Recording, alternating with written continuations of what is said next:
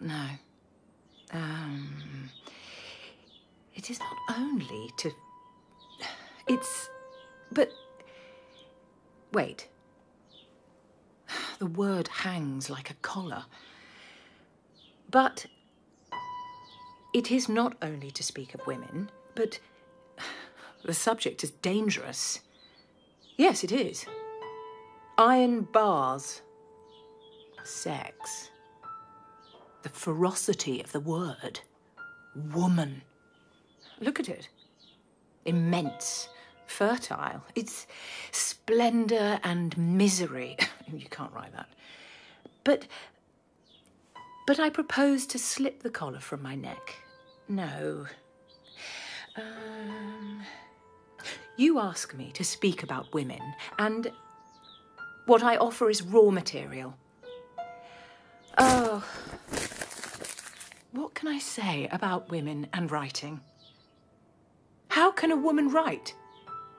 That question bows my head to the ground. This collar. How do I... What do I... Where do I start? Where do I begin? I walk. I always walk. I walk to know what I will write, and I think, and I... A river. I stand by a river. The Cam, in Cambridge. No, I can't name it. Never name anything. In Oxbridge. For want of a better word. Imagine a woman standing by a river. Call me any name you will. It's 1928. I'm stood between two wars. I don't know that yet. Stand me by a river in your mind. See how the willows weep in perpetual lamentation, their hair about their shoulders. That's overdone. Look at it. The river reflects what it chooses. Sky or bridge. It glows with colour. Beautiful. No, cross that out. Here, I let down my thoughts. Here, nobody bothers me. Here, my question darts, sinks, flashes, wonderful, strange, beautiful commotion. How can a woman write? Sets up a wash of ideas. In the waters of the mind, it's impossible to sit still. It's impossible. I get up. I walk across a grass plot, and then up from the earth springs a man. His arms wide open, evening dress, shirt, front, tail, coat. A gesticulation, a cutaway, an onslaught. Miss! His face all horror. This is the turf, and that is the path. Only fellows and scholars allowed on the grass. No... Say it. No... Say it. No... Say it. Women allowed on the grass. There it is. My mind goes blank. The present is smoothed and flattened. My body stilled, enclosed in a case through which no sound comes. I return to the gravel. No harm. Except to me. Thank you. How pleased he is as he goes away. Protect your grass, but kill my idea. My question is so easy to kill. It is 1928, and I stand in a quadrangle of a college. Oxbridge. Lies flow from my lips. But there may be some truth. You decide. I stroll through these ancient halls past the colleges. I look at a tablet in the King's Parade which states that Charles Lamb stayed in some rooms here, not far from here. Oh, lucky him. And I think I remember that Lamb wrote an essay on seeing one of Milton's poems and was shocked and horrified because one of the words was changed. To think that Milton had dared to change his own poetry, and that it was a kind of sacrilege that such a poem should be changed. even by Milton himself. I wonder what word Milton changed. And then I realised, of course, the manuscript's here. Of course. I could go and look at it and see which word, which terrible word. And here I am at the door of the library. I've already opened it. And then suddenly, terribly, a guardian angel before me, barring the way. A flutter of black gown instead of wings, waving me back. I'm so sorry, but ladies are only admitted to the library if accompanied by a fellow of the college or a letter of introduction. Do you have a letter of introduction? And that's it. I'm locked outside. Off the grass, out of the library. I curse you with all your treasure locked inside. Never will I wake your echoes. Never will I ask for your hospitality again. And so a library has been cursed by a woman and remains indifferent. What do I do? Go for a walk? Sit by the river? Huh. Some service somewhere. I don't want to go in. The outside is often more beautiful than the inn. All high domes and pinnacles, all this. Like a sailing ship across the fens, never arriving. This was marsh once. Only one thing left to do. Lunch. I am invited to a luncheon party at the college. At least here in the college dining room, I am allowed. It is part of the novelist's convention not to describe food, but I cannot help but give you the list. I have my reasons, as you will discover. So, first, sole. Deep dish, spread over with the whitest cream. Smooth. Thick. Then, partridges. Plural. Many and various in their retinues of sauces. Sharp. Sweet. Each in its order. Potatoes, thin as coins, but not hard. Sprouts, foliated as rosebuds. But more succulent. And no sooner has the roast and its retinue been done with, there is a confection rising up with sugar, all waves. To call it pudding would be an insult. Wine glass, flushed yellow. The second, flushed crimson. Halfway down my spine, which is, by the way, the seat of the soul, not a hard little electric light which we call brilliance, but a glow. Profound, subtle. A subterranean glow. No need to hurry. No need to sparkle. No need to be anybody but yourself. We're all going to heaven. But something's wrong. The beautiful October day is fading. I leave. Behind me, gate after gate, close. Many keys into vast locks. I'm out now. You're safe. That huge treasure house, safe with all its laboratories and libraries and chapels, safe from me for another night. I walk away from it all. Oh! I go to Fernham College for women. I stroll the road. The wind blows. From where, I do not know, but it lifts the leaves. A flash of silver grey in the air. Purples and gold, look, burn in window panes. The streets are private places. There's no one.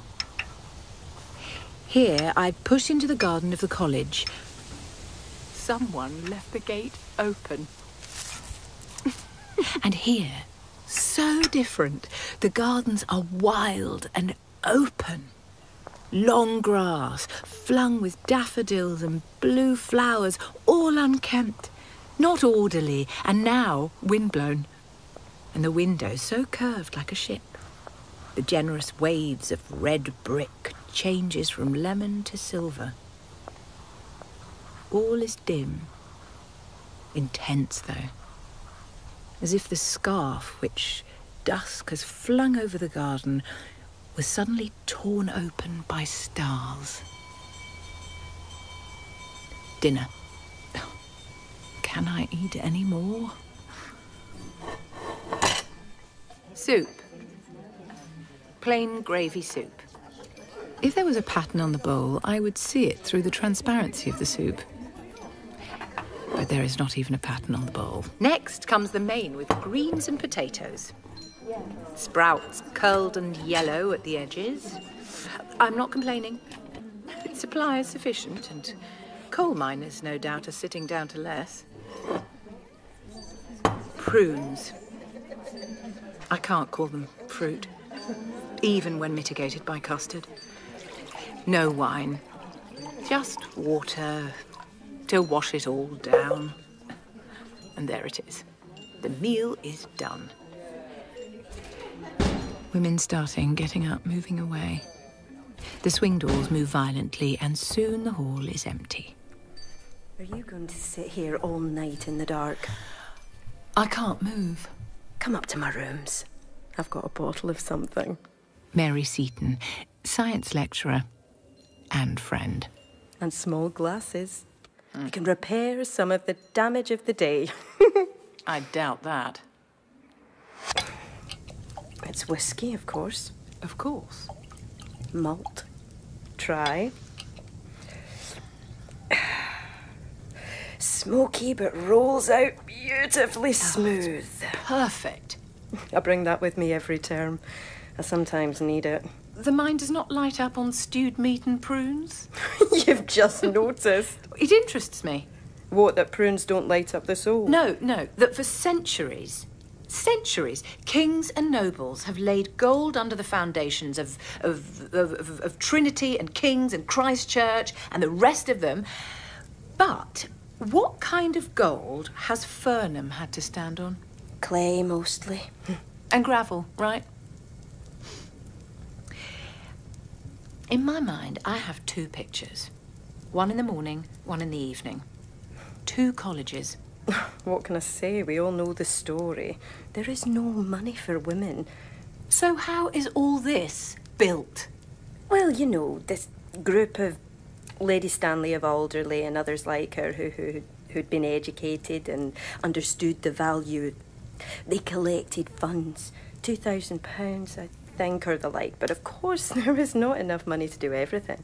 Like it would be greedy and ungrateful, of course, to permit sitting rooms for everybody, or sofas, or wine and partridges, or leisure and contemplation. So promised, and so was disgusted, and women were writing letters and speeches and leaflets. And... It irritates me. What? I am irritated by these stories of bustling women. All this effort to get a few £1,000. Well, they certainly gave it their best. You can't take that away from them. 50,000 or 100,000 to build an observatory or a laboratory or a library. All that the mind wants when it is thinking, and the body when it is growing, and the heart when it is seizing 1,000 thoughts and desires. There is no money. Poverty of our sex. I know.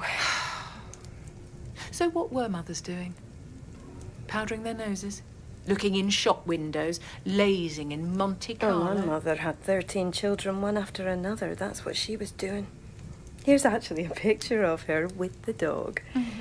She's willing the dog not to move and wishing that her looks hadn't given up so soon. I think the dog had an easier life than she did. Oh, I hated that spaniel. What would your mother have done if she'd gone into business? Well, she loved silk.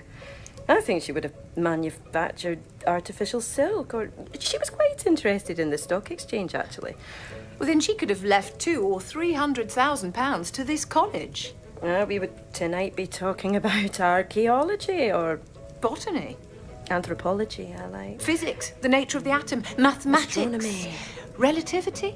Geography? If only Mrs. Seton, that was your mother's name? Yes. And her mother had learned the great art of making money.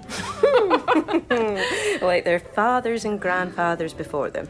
Then tonight we may have dined very tolerably off a bird and a bottle of wine. And looked forward with undue confidence to a pleasant and honourable life spent in the shelter of the liberally We might have been endowed exploring, professions. or writing, Sitting, contemplating on the steps of the Parthenon. or going to the office and coming home at 4:30 to write a little poetry.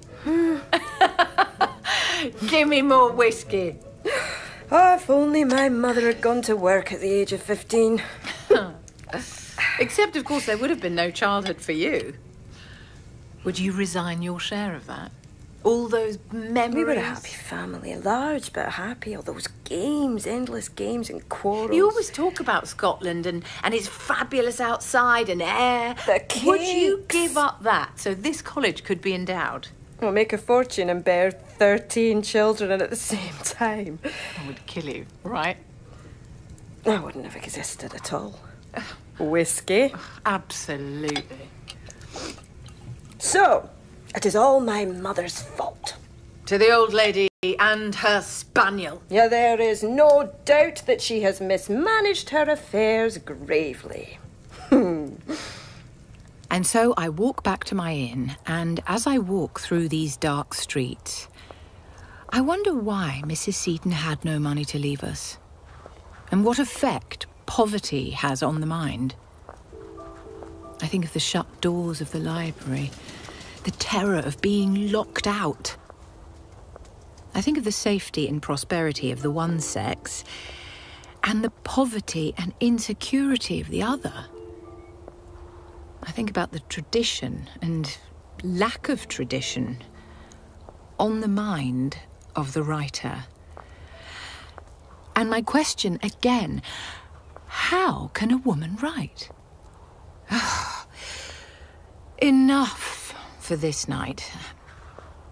I will roll up the crumpled skin of the day with its anger and its laughter and cast it into the hedge. 1,000 stars flash across the blue waste of the sky. Nobody stirs.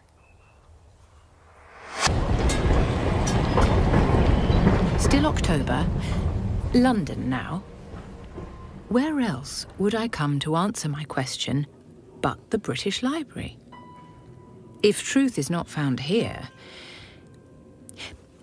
Have you any idea how many books are written about women in 1 year? Are you aware that you are perhaps the most discussed animal in the universe? Oppression, surprise, despair, exaltation, humility, horror. I don't know what I feel about that.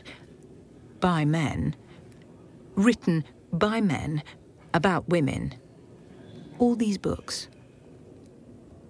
Yet look up and see only the names of men circle the proud dome of the British Museum reading room. I ask one question and order a miscellaneous armful of books by professors, schoolmasters, clergymen, novelists, essayists, men of no particular qualification.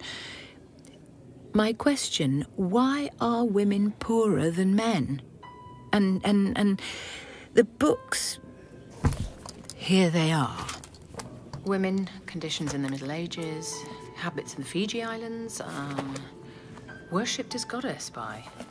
Weaker in moral sense, attractiveness of, offered as sacrifice to, small size of brain, less hair on the body of,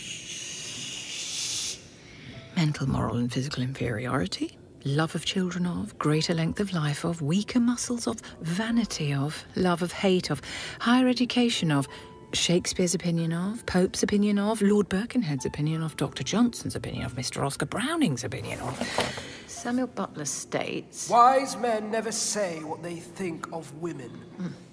Pope, on the other hand. Most women have no character at all. Napoleon thought us incapable. Oh, the greatest woman in the world is the one who has borne the greatest amount of children. Some think we have no souls, some that we are half divine.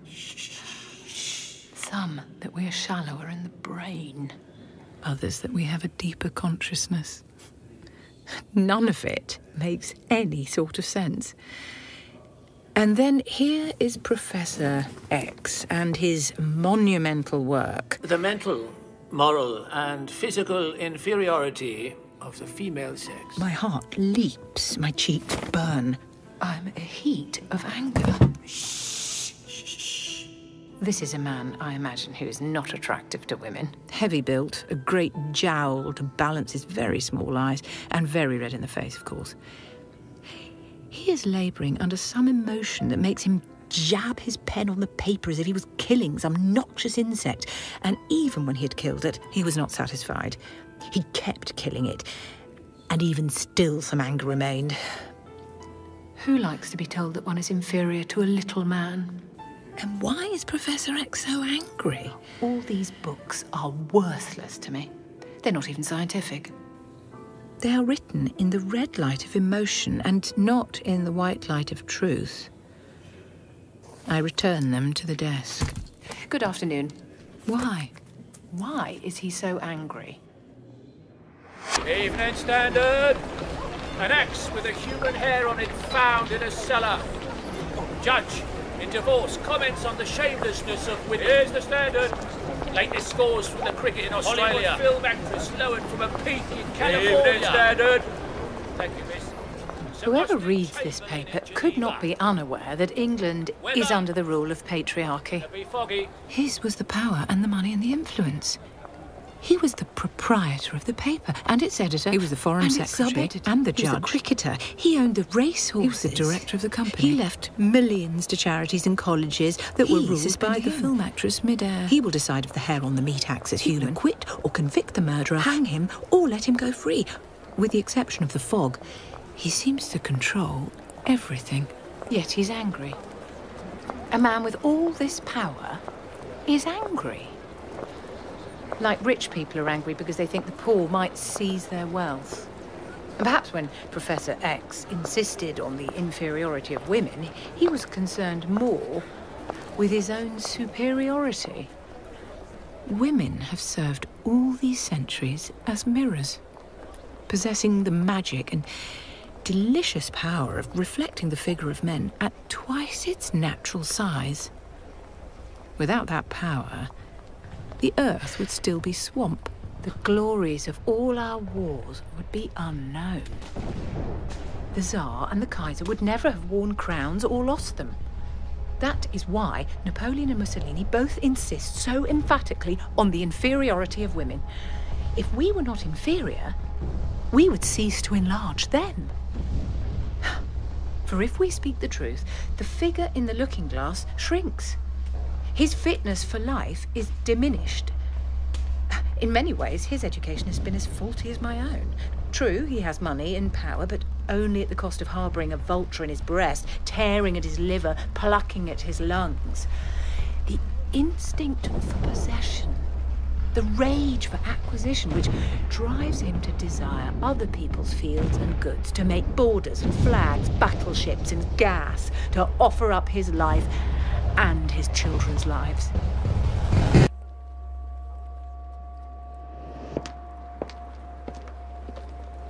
What's the stockbroker going to make money and more money and more money when it is a fact that £500 a year will keep you alive in the sunshine? I can't stop thinking. I go in. I have coffee. It soothes. I pay with a 10-shilling note. Society gives me coffee and bed and lodging in return for a certain number of pieces of paper which were left to me by an aunt for no other reason than I share her name. A solicitor's letter fell into the postbox, and when I opened it, I found that my aunt had left me £500 a year. Forever. It was the most remarkable thing. I was free. No more scratching around for a living. I am one of the very few. I know that. Afternoon, miss. Good afternoon. Oh, dear. Sawtooth. But I wonder, Is it better to be a coal heaver or a nursemaid? Excuse me. Is the charwoman who brought up 8 children less valuable than the lawyer who made £100,000? I still don't have an answer. I'm home. Where are we? Shall I stop looking for the truth? Take this hot lava of opinions over my head, dull as dishwater. Oh! I will narrow the inquiry. I will ask the historian. Professor Trevelyan's History of England. Good grief. Good afternoon. I look up position of women. Pope, population, I turn to... Wife-beating was a recognised right of man, practised without shame by high as well as low. No, thank you. Similarly, the daughter who refused to marry the gentleman of her parents' choice was liable to be locked up, beaten, and flung about the room. Without any shock on public opinion. A marriage was not an affair of personal affection, but of family avarice, particularly in the chivalrous upper classes. When was this? 1470. Chaucer's time. Any more? No. Nothing more on women? I refer you to the index. 200 years later is the next mention of women. Yes. The Stuarts. It was still the exception of the upper and middle classes to choose their own husbands. Poor women. And when the husband had been assigned, he was lord and master, so far at least as law and custom could make him. Even so... Even so? What? Shakespeare's women never seemed wanting in personality or... Or... character. Character? Cleopatra, for example. Oh, give me my robe, put on my crown. I have immortal longings in me. I am fire and air. My other elements I give to baser life. Exactly. Or, Lady Macbeth. Unsex me here and fill me from the crown to the toe, top full of direst cruelty. Make thick my blood, stop up the access and passage to remorse. Perhaps Rosalind. Desdemona. Juliet. Indeed. If women had no existence save the words of Shakespeare, she would be of the utmost importance. Heroic, mean, splendid, sordid, infinitely beautiful and hideous in the extreme. As great as man. Some even greater. Fiction, right? I mean, as you point out, she was locked up, beaten and flung about the room. A queer composite. Imaginatively of the highest importance, historically she is absent. A worm winged like an eagle, the spirit of life, in the kitchen chopping up suet. I mean, these monsters have no existence in fact, do they? What must I do to bring her to life? There's nothing here, Professor Trevelyan. Your history scarcely mentions such women. I talk about Elizabeth, Queen Mary, here. What about the average woman? What was her life? I want information, Trevelyan. What age did she marry? How many children? What was her house like? Did she have a room of her own? Did she do the cooking? These facts would presumably be in parish registers or account books. The life of an Elizabethan woman would be scattered about somewhere. You could collect it, make a delightful book for... Women? You mean rewrite history? Well... Why did women not write poetry in the Elizabethan age? Were they taught to write, or were they having children at 15? I mean, you would have to say it would be very odd if one of them had written the plays of Shakespeare. Why do you laugh? Oh, that would be impossible. What would be impossible? For any woman, past, present, or future, to have the genius of Shakespeare. You're right. You're completely right. I mean, imagine it. What would happen if Shakespeare had had a sister? Wonderfully gifted. There she is. Let's call her, I don't know, Judith. Tell me what you learned today. You coming to poach rabbits? It was me who set the traps. Latin. Tedious. Tell me some of it. Honorifica billetudinitatibus. What does it mean? The state of being able to achieve honours. come on! He was a wild boy and had to marry sooner than he should have done, a woman who bore him a child quicker than was right. And so, off to London. Let me come with you. I cannot. Our parents will marry me to some small monster. That's how things must be. Not for me. Will, I am a mirror of your soul, you know that? Help me. I cannot. Take me with you. I will not. Do not leave me here buried. I must. He had a taste for theatre. Started by holding horses at the stage door. Thank you, my boy. Sir? Sweet boy. Good boy. Do you have gifts? Poetry, sir. And then got to work. Became an actor. I knew a wench married in an afternoon as she went to the garden for parsley to stuff a rabbit. Wrote his first play, The Taming of the Shrew. And what of his sister? I will not, you cannot make me. How sharp it is to have a thankless child. Father! As you be mine, I'd give you to whoever I would. Is a wool stapler. Disobedient wretch! You baggage! I will not be overmastered. What has been promised will be Well, given. it is strange, for I promised nothing. You will become a stranger to my heart. Is there no place I can live as myself?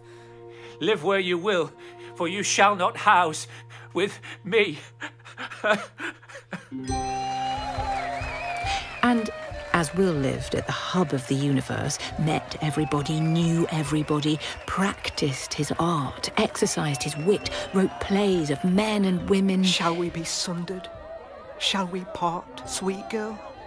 No. Let my father seek another heir. Therefore, Judith let herself down by a rope one summer's night and took the road to London. She was 17. She had the same gift as her brother. Sir? Oh no. The tune of words. What is it? Have you any need for a player? Where? In the theatre. You? I can play. As poodles dance. No woman can be an actor. Were it not better, because that I am more than common tall, that I did suit me all points like a man? A gallant curtal axe upon my Please, thigh. do not discard What my... other uses do you have? Poetry. I study the lives of men and women, Oh, do you now? even as I have to roam the streets at midnight. I wouldn't do that in these parts. I hold intelligence. I have acquaintance with mine own desires. I can do as any man. You are a woman. You have no training. There is no I could place play for a you. boy as boy plays girl. Oh, I'm sure you could. A woman hides the world within her. And there lies the heart of a poet. Please. And so the actor-manager, his name was Nick Green, did take pity on her, and before so long she found herself with child. No! But who shall measure the heat and violence of the poet's heart when caught and tangled in a woman's body? There's Rosemary. Pray you provoke sickness in me. There's fennel for you. Cleanse my body. There's rue for you. Call it the herb of grace, for I will wear rue as a difference. It driveth down flowers, and it will killeth the babe. And it will be my medicine against desire. Judith Shakespeare killed herself one winter's night and lies buried where buses now stop at the Elephant and Castle.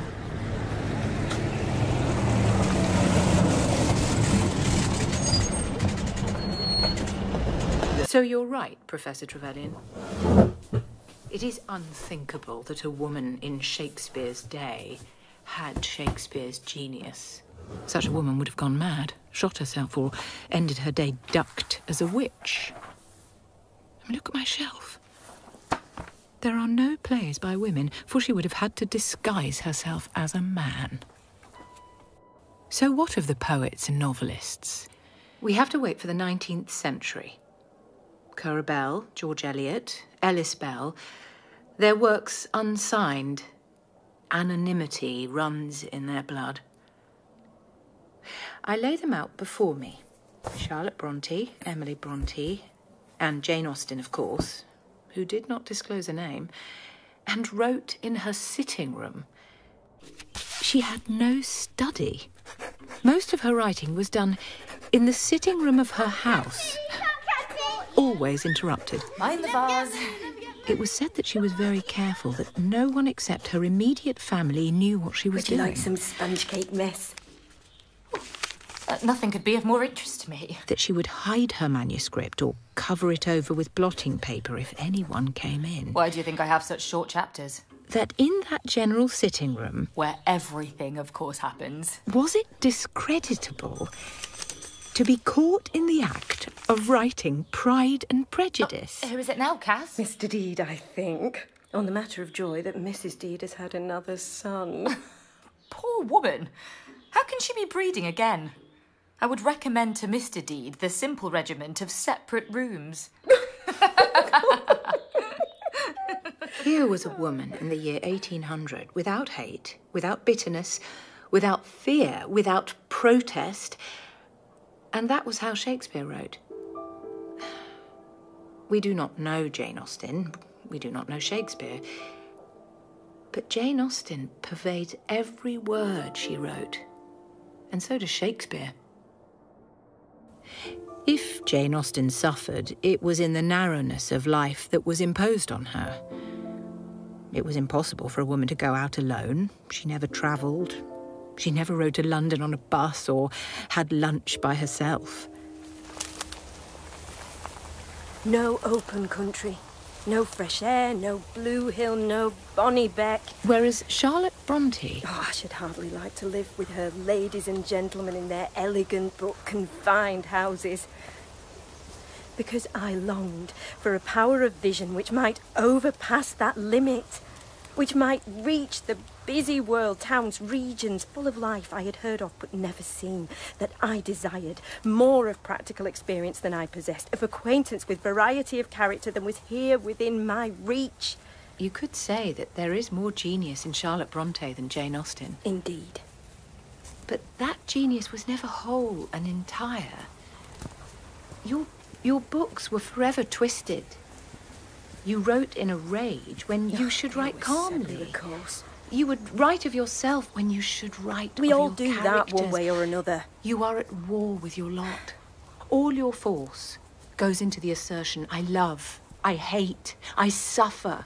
I contest my You nothingness. sold the copyright to your novels for nothing. Money was not unwelcome. If you'd had more money, you might have travelled. No one had part of what was mine. You might have seen more, experienced more, What we had here, all those days, lived more. I lived. Yes, but think of Tolstoy. How could he have written War and Peace, living in seclusion? And is a scene on a battlefield more important than a scene in a schoolhouse? Only to the critic.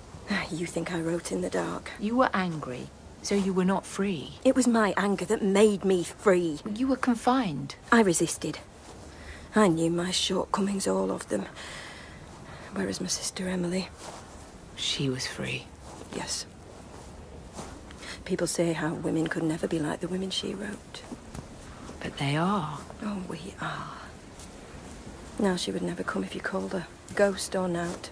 No need, no use for this. She frees life from all its fact. By speaking of the moor, she makes the wind blow and the thunder roar. Yes, Emily made her own shape. She devised her own sentence. She shook off the forms of the men before her. For women, there is such a lack of tradition. Such a scarcity and inadequacy of tools. A book is not made from sentences laid end to end, but of sentences built into domes and arcades by men. For their own needs, for their own uses. I don't know. I think for women, the book somehow must be adapted to the body. Maybe shorter, more concentrated for interruptions. There will always be. We do not have long hours of steady and uninterrupted work. And here I am, back in my room again, staring at my bookshelf. For what? Any book, any book. A new book. Here we go. Life's Adventure by Mary Carmichael. Let's see if you have a pen in your hand or a pickaxe. Well, it's not quite in order. Smooth glide of the sentence interrupted. Some torn, some scratched. A single word flashes a torch in my eyes.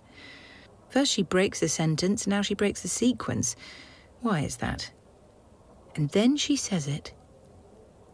The things she's been building up to. Chloe liked Olivia. No start, no blush. These things do happen. Women do like women.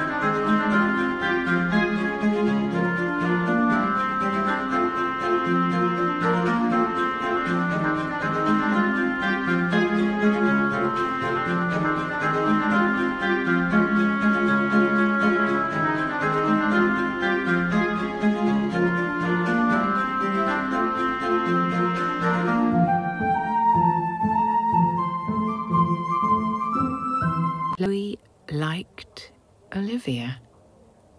The words come at the bottom of the page, and suddenly it flashes in my mind what might happen if Mary Carmichael continues.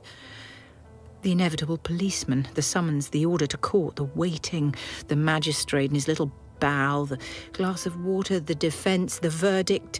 This book is obscene, and flames rising on Tower Hill as they consume masses of paper. Chloe liked Olivia, and... All right. They shared a laboratory together. They were engaged in mincing liver, which is... It seems a cure for pernicious anemia.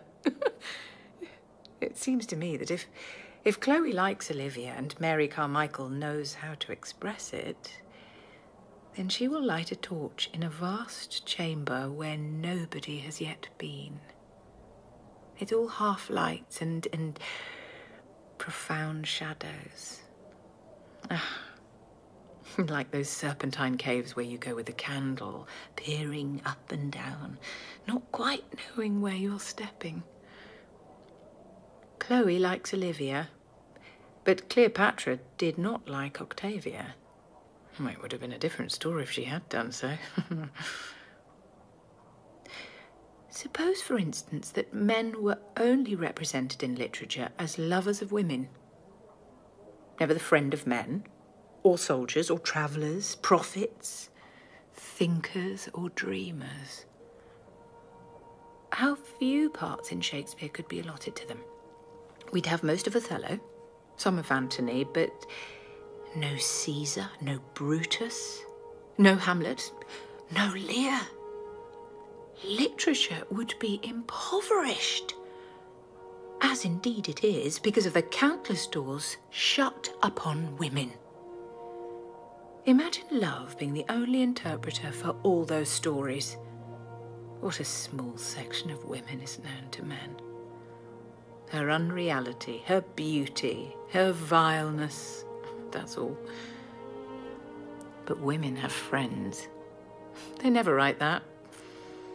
And Chloe likes Olivia. And something of great importance has happened. Because this liking, especially because it's complicated and strong, sharing labs, going to Parliament, making discoveries, looking at faces and...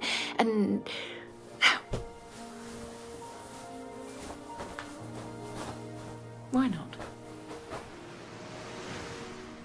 Exploration. Digging in Crete.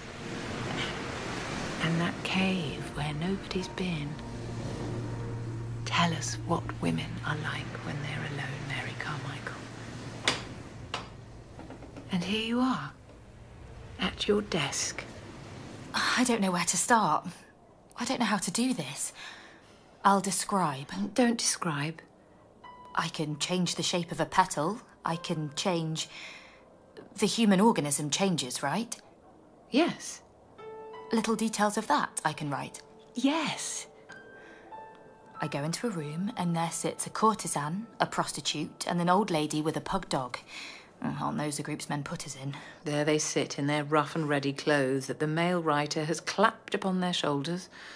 I can't describe them like that. And we're not all princesses or prostitutes or sitting doing nothing left dusty in the sitting room. We're not that. But what are we? Ask them. Ask who? Look out the window. At what? See there. See? See that very ancient woman. See her. And her daughter, perhaps. Why are they so booted and furred? Where are they going? Like a ritual.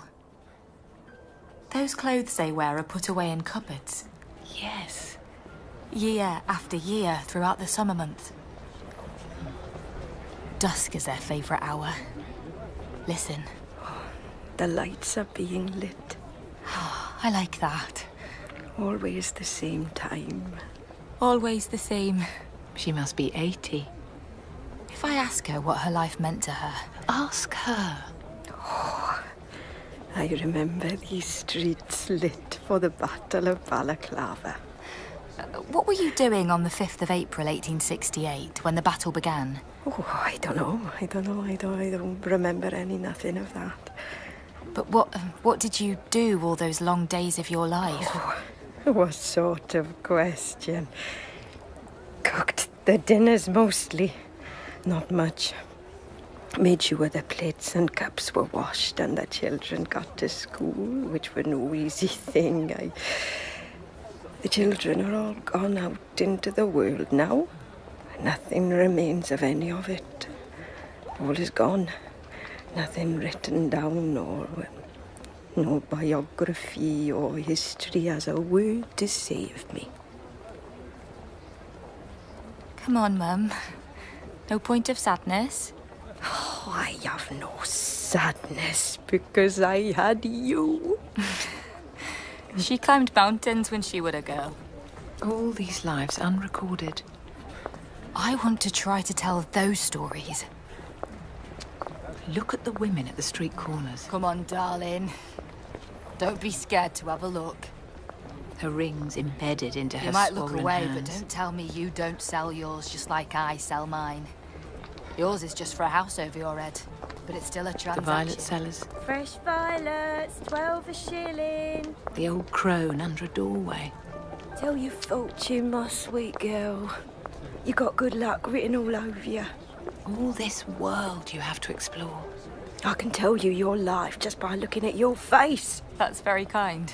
And these hands, oh, they never done no hard work, you lucky girl. No, thank you. It's tomorrow, and tomorrow the stars will pick you out. I hope so. Illuminate your soul with its profundities and shallows. Say what beauty means to you, or plainness. Should we go into this shop?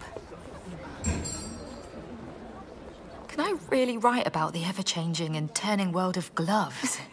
You can write about this as much as you can write about a gorge in the Andes. Look at the girl behind the counter. What is she thinking about?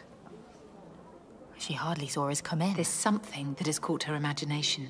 She is thinking of some other place. I would rather write about her true history than the 150th life of Napoleon or 70th study of Keats, which old Professor What's-his-name is writing. Always be honest. It will be interesting then. And funny. I'm no genius. But I am, after all, wide and eager and free. I do notice small things, and I can show they are not small at all. I will write as a woman, but like a woman who has forgotten she is a woman. I hope you do not get shouted off the grass, or that a letter of introduction is demanded of you. Don't hesitate. Don't look back. Keep going. And there she is.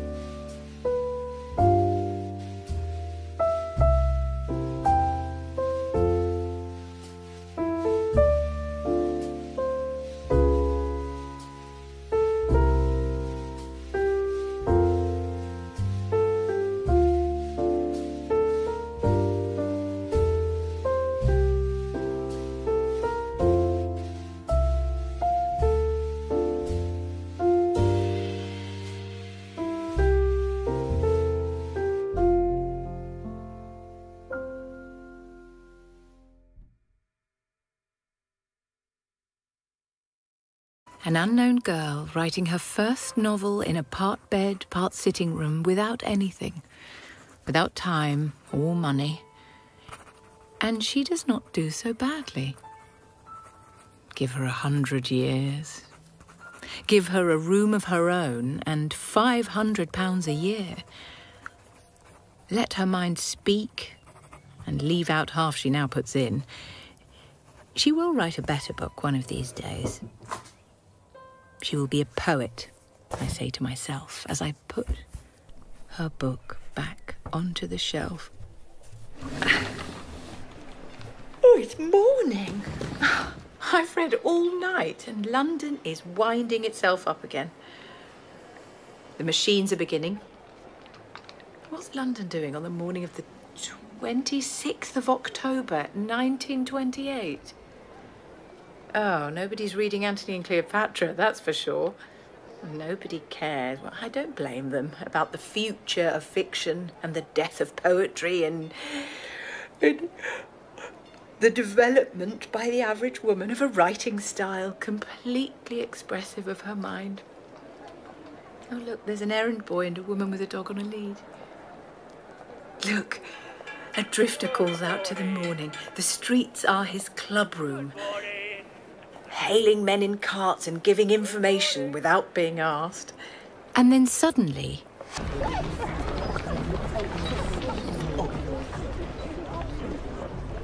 nothing comes down the street. Nobody passes. So strange. Everything slows. A single leaf detaches itself from a plane tree, and in that pause... it's like a signal falling, like pointing towards something I've missed. It's like a river which flows past invisible, and now, look, it brings with it a girl in patent leather boots and diagonally a young man in a maroon overcoat running towards a taxi cab. Excuse me. The man and the woman meet somehow at a point, and the taxi stops, and they stop. Thank you. Oh, please stay. I'm quite happy to... We could... it would be... It's so easy. Yeah, let's... Of course. Of course. And then they both get into the taxi, and away they go. All this time, I've been thinking about one sex as distinct from the other. And now two come together and get into a taxi cab like a natural fusion. If you're a man, still the woman part of your brain must take effect. And a woman must have conversation with the man in her. Think of Shakespeare and his androgynous mind. I think of my question. What to say about women and writing? But isn't it fatal that a writer thinks of their sex? It is fatal to be a man or a woman. Somehow we must be both. The whole mind must lie open if we're to get the sense that a writer is communicating her experience with perfect fullness. There must be freedom, and there must be peace. What I know, what I think I know, what I have discovered, is that for a woman to write, you need money, and you need a room with a lock on the door if you're to write fiction or poetry. You think I've made too much of material things? But don't you see, having money gives you the power and the time to contemplate. And that a lock on the door gives you power to think for yourself without being disturbed. And a writer, I think, must have the chance to live in the presence of reality. Whatever that is. Reality overwhelms you walking home beneath the stars and makes the silent world more real. It is what remains when the skin of the day has been cast into the hedge. It is what is left of time and our loves and hates. It is the writer's business to find it and collect it and communicate it to the rest of us. So when I ask you to earn money and have a room of your own, I ask you to live in the presence of reality. Be yourself. Do not dream of influencing people. Think of things in themselves. And like women. Remember I told you that Shakespeare had a sister. She died young. She never wrote a word. She lies now where the buses stop by that roundabout at Elephant and Castle. But it is my belief that this poet, who never wrote a word and was buried at that roundabout, still lives. She lives in you and in me, and many women who are not here because they're washing up or looking after the kids. But she lives. Because great poets do not die.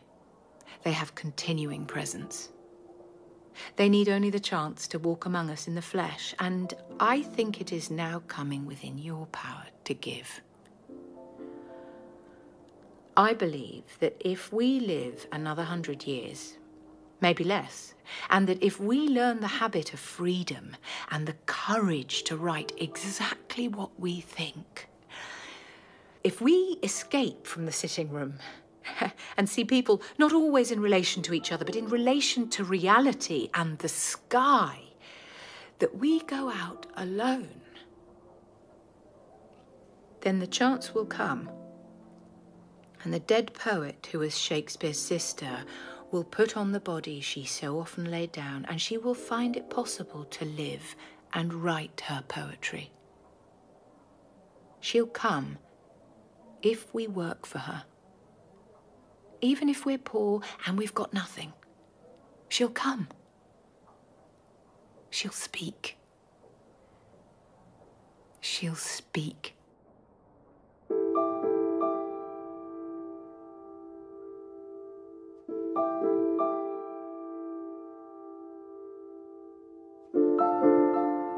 In a room of one's own, the woman was played by Indira Varma, Mary Seton and Charlotte Bronte by Jenny Platt, Judith Shakespeare, Jane Austen and Mary Carmichael by Anjli Mohindra, William Shakespeare and Nick Green by Sacha Dhawan, Professor TREVELYAN